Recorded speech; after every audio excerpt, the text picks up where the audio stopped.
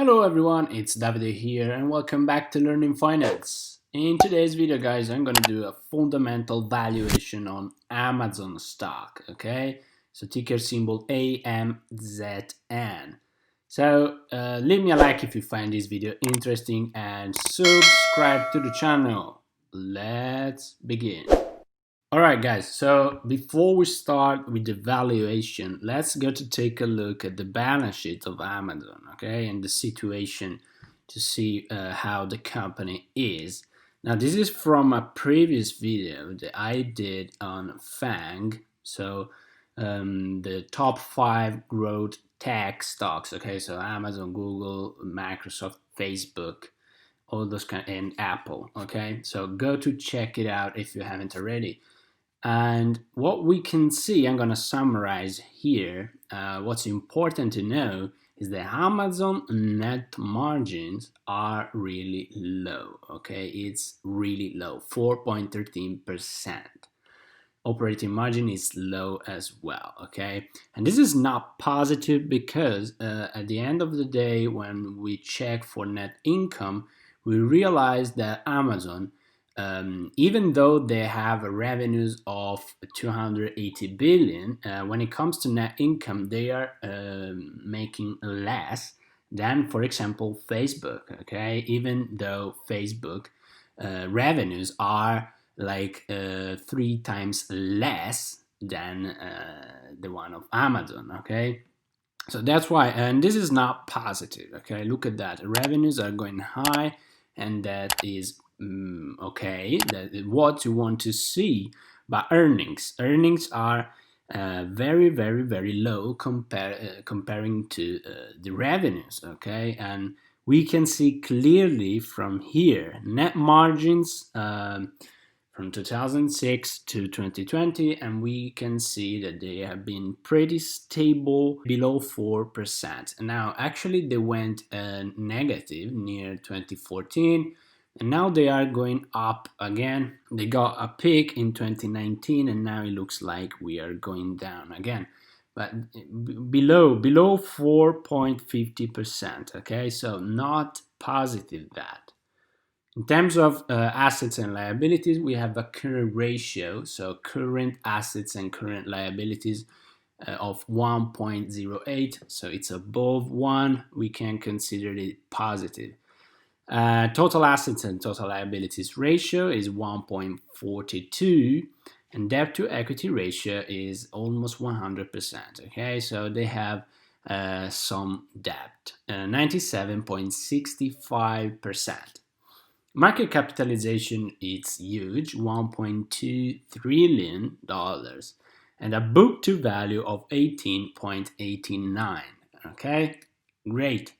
Now let's go with the valuation. Let's see how much is the fair price for Amazon stock. Okay, so I'm gonna use a discounted free cash flow valuation like I did with Disney. I'm gonna use a free cash flow to equity. Okay, so we don't have to deduct the net debt once we have the fair price. Okay, great. Now what we have, I'm gonna do the same. We have the last 4 years data. I'm gonna take margins from those data, and I'm gonna try to estimate the next 5 years. Okay, so from 2020 to 2024, and after that add a terminal value to it. Okay, so let's see, cash flow from operating activities.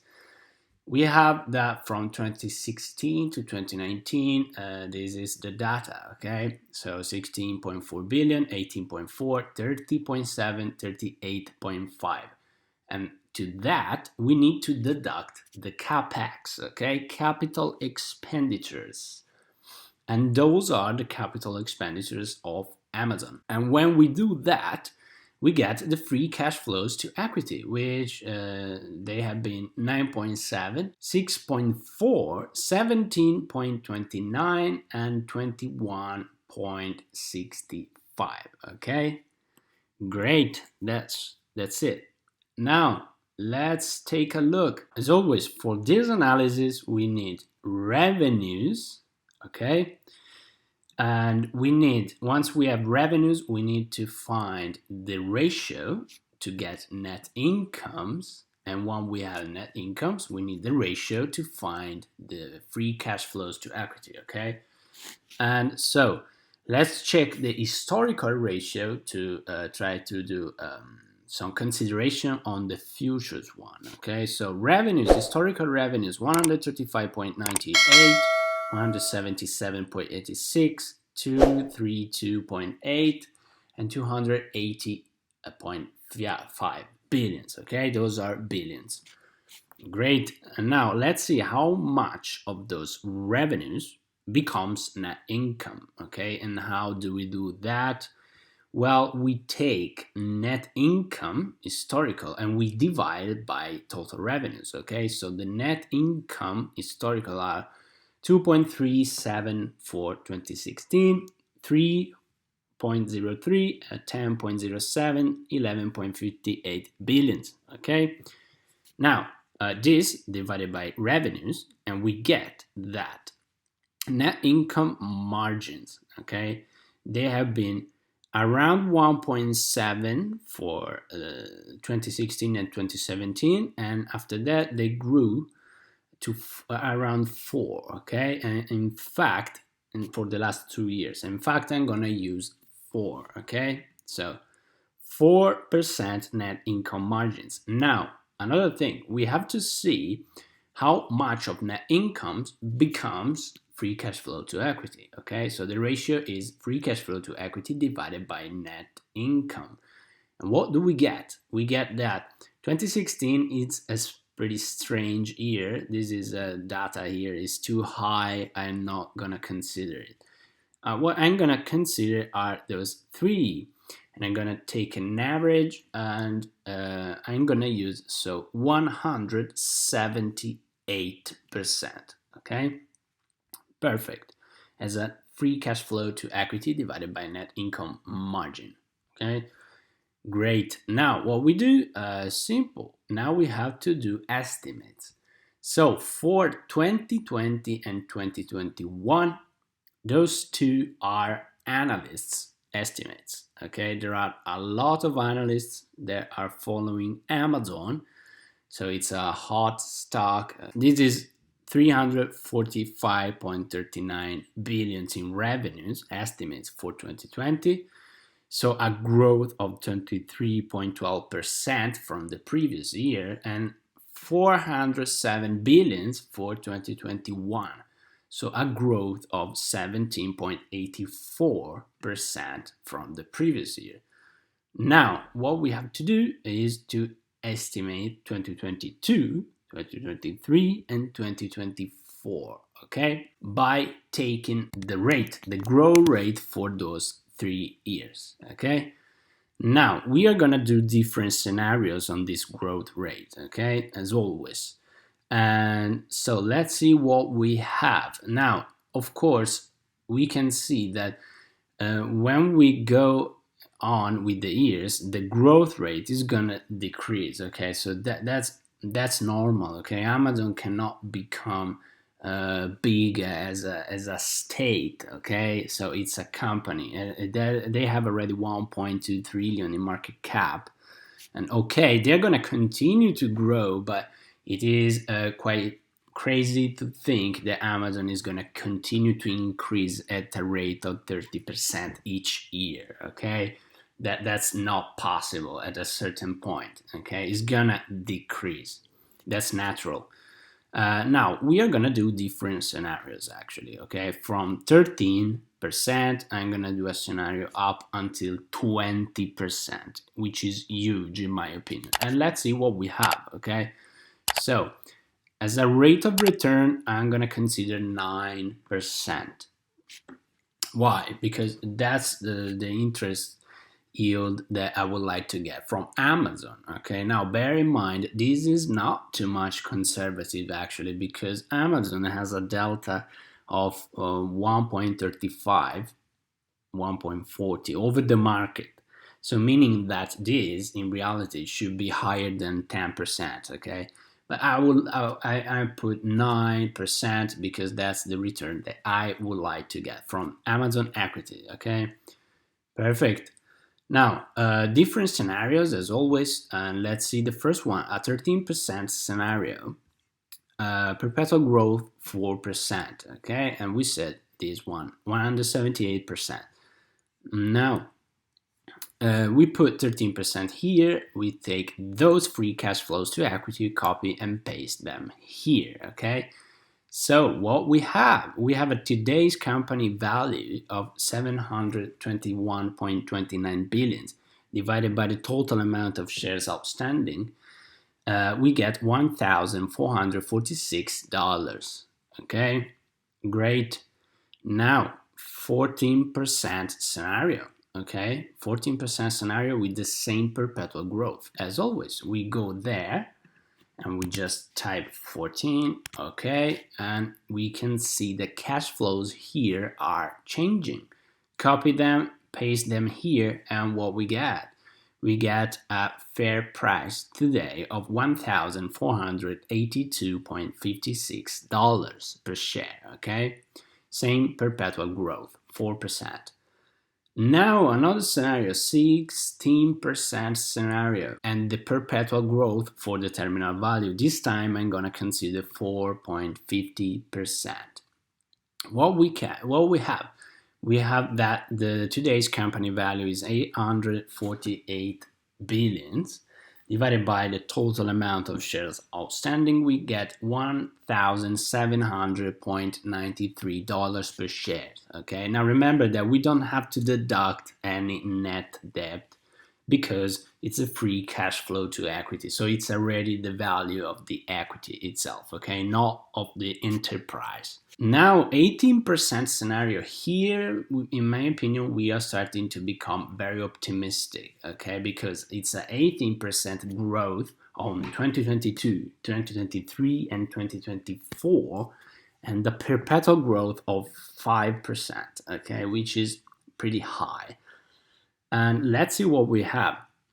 Today's company value 986.7 billion and the fair price $1,978 per share. Okay, and now the huge one, 20% scenario. I'm gonna show you what that means.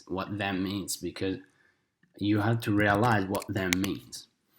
With the 20% scenario, we are gonna end up in 2024 with revenues from Amazon of $700 billion, okay, which is huge. Bear in mind that in 2019 we have 280 billions, so it's more than the double, okay.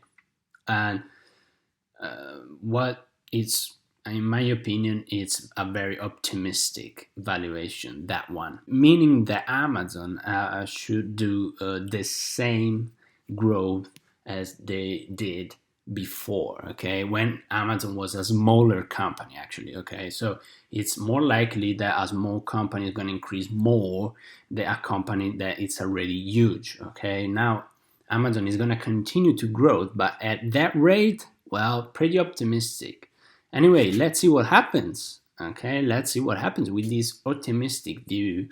20% scenario, 5% perpetual growth. Today's company value $1 trillion, okay, and the fair value, the fair price is $2,072 per share, okay. Now another valuation, free cash flow yield valuation.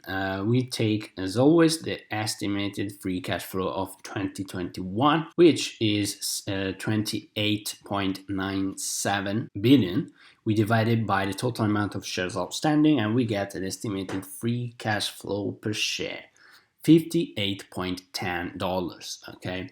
Now, the average free cash flow yield for the last 4 to 5 years has been 2.36%. Okay, so we divide this by 2.36% and we get a fair price in 2021 of $2,461.76. Okay, now we have to discount this back to today. Okay, so June 2020, And by using the same discount of 9%, we get a fair price of $2,163 per share. Okay. Now, as always, we take an average of those 6 prices. So 1, 2, 3, 4, 5, 6. And we divide it by 6, and we get an Amazon fair price of $1,807.33 per share. Okay. Now, what we can do is to do another assumption and say, well, the net margins, Amazon, they are gonna increase the net margins. Okay, we have this positive trend. Let's say it's gonna continue. So we can change and take, for example, 186.86% instead of 178. Okay, so that will give us a fair price of around $2,000 per share. Okay, not more. So that means that the range, the fair price of Amazon today should be between those two, okay, between $1,800 and $2,000. This is the fair price for Amazon. Okay. Now, what does it mean? It means that today Amazon is actually overvalued. Okay, it's overvalued because the price at the moment is $2,469.50 per share. Okay, so if you buy Amazon today, you are gonna buy Amazon at a premium. Okay, comparing to the fair price that this stock should have. Okay, so between those two, inside this range. Okay. So am I buying Amazon today at this price? Well, no. Okay, no. I think that there are older stocks that probably they deserve more, okay, than Amazon. Great. Now, I hope you find this video interesting, and leave me a like and leave me a comment below. Tell me if you own Amazon, or if you're planning to buy or sell this stock. And have a wonderful day, guys, and see you in another video.